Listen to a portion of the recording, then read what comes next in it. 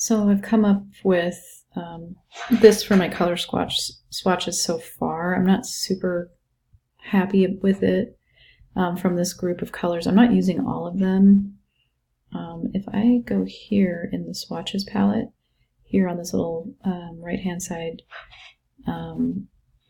stacked line menu,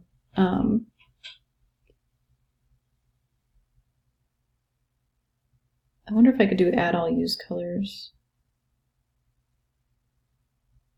No, just do Command Z. I don't know what that was, but anyway, go to Open Swatch Library. So there's other options for you in here. So like there's just different types. So you could go to bright, cool, dark, desaturated, light, soft, warm. There's some other ones, earth tones, so foods. I went into fruit, and there was one in here that I kind of liked. And if you click this color group, so say I like this one or this one, you can click this color group and you can drag it into your swatches panel, and then you can use those swatches. So I did actually drag in plum and mangosteen, whatever that is, but I kind of like these greens and these kind of burgundy colors. Those are cool. So that was just like some ideas. Here's the earth tone one, the ancient one. This is kind of interesting color palette actually. So just some ideas, like if you guys want to look in here, it's a pretty decent spot to get some color palettes. And most of them have like 5 colors, or 1, 2, 3, yeah, around 5 or 6. This one has 6. So, I mean, that's not something to try if you wanted to do that. I'm just going to delete this, and I'm going to move this further off. I'll probably eventually end up deleting that as well. So let's see. I'm just going to leave it at like this. Maybe this should come. I don't really love this color scheme at all, actually. I was really struggling with which colors to go with. So it might be something that I might just abandon trying to do it this way. But I thought it'd be nice to create the mural out of pure colors so we don't have to do any mixing. But I just don't know if I'm going to be able to do it very well. I'll have to mess around with it some more. But anyway, let's just pretend like this is the color scheme that I would end up going with, even though it's really bothering me. I mean, I could do this color scheme because it looks like we have this color is basically like one of these. This color looks like that color. This color looks like this color. This color looks like that one, and this one looks like that one, kind of. So, I mean, I could do that one. So maybe I should just create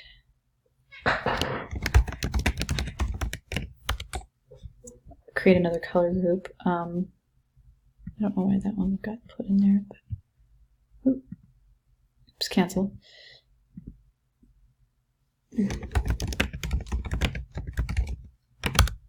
Okay. So if I click on the eyedropper tool, I think I can find this color, but it'll be a little bit different. Try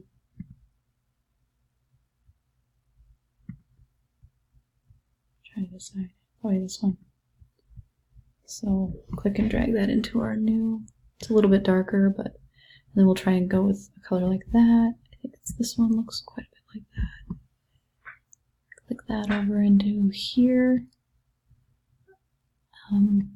Can rearrange it. So I'm going to find this bright yellow. The brightest yellow we probably have access to is right here. Click that over. Bring that one in. And then we'll kind of do more of a dull yellow.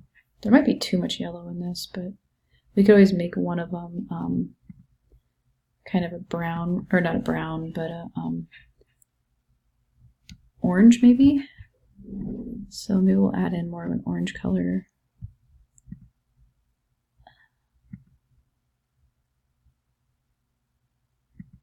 Or maybe red. No. I wonder if red would look good in there.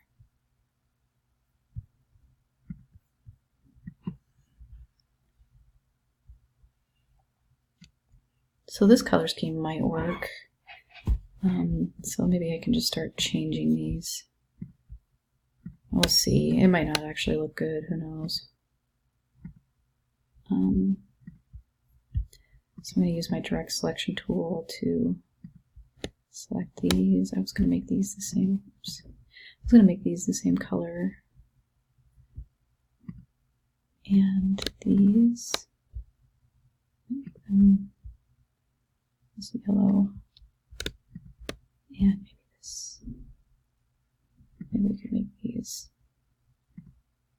That looks kind of interesting, having them all be the same color like that.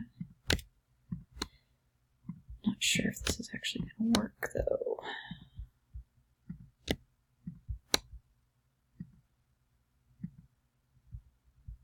Let's see, when we end up applying it, it doesn't look as good as it did in the color swatch.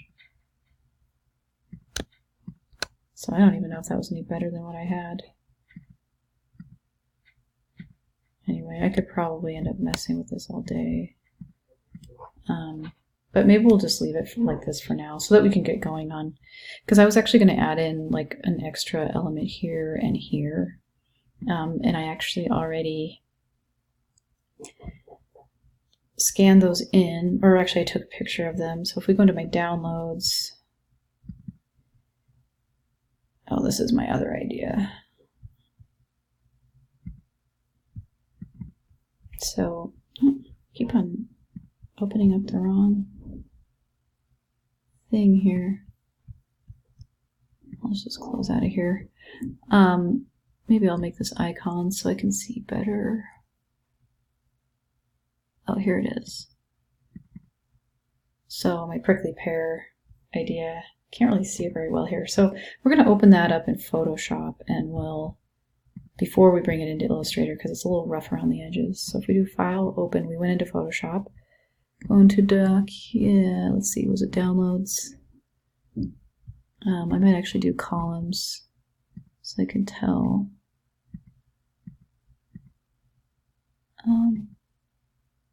Let's try this.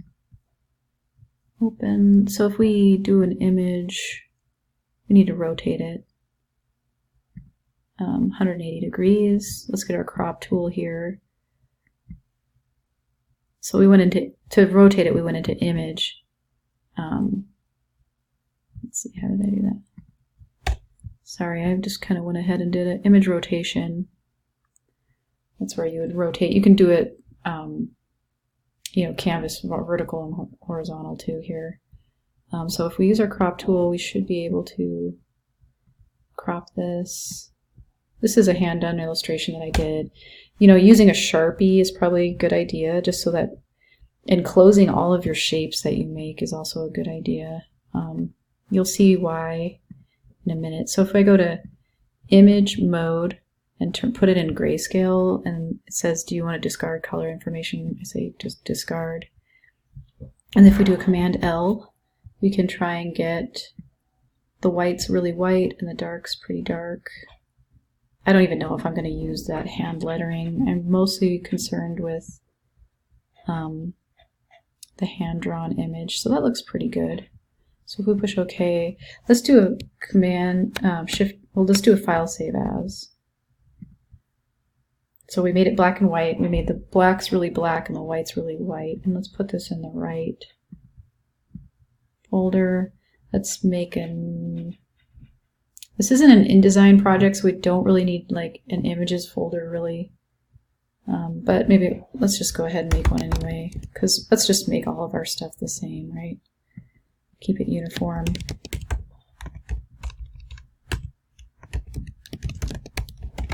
Cactus drawing. Make it a JPEG, it's fine, because it doesn't have any layers really, so I don't need a PSD. Push OK. So we have that.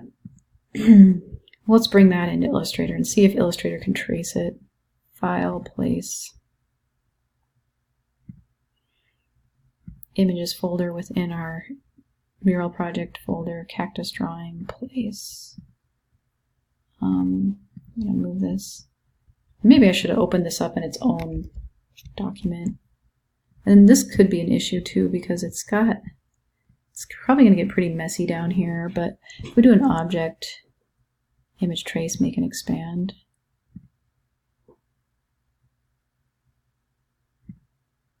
That did pretty well. It kind of lost some of this part right here, but it lost that too. Let's see. I just did a Command Z and a Command Shift Z. Command Shift Z brings it back. Well, I don't like that it lost that.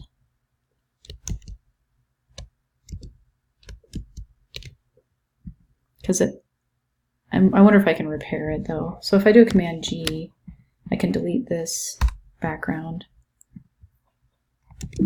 Actually, let's see, it deleted way more than I wanted it to. Probably because these are not joined. This path and this path are not joined. I wonder if I can just quickly bring these together. If you go in here with the white arrow tool, do a zoom in, you can use your zoom tool. You can grab your anchor points and you can kind of bring them together.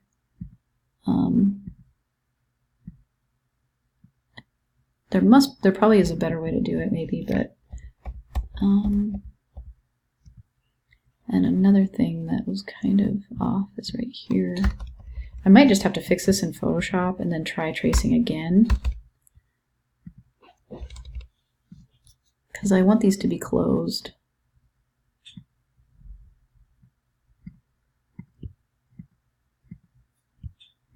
I'm trying to click off of here. Okay, I don't know if that'll, oops. I don't know if that'll help, but no, it doesn't. Doesn't look too bad. I mean, I'd have to come up with a shape for underneath here and here and here. But all my other shapes are closed and look pretty good.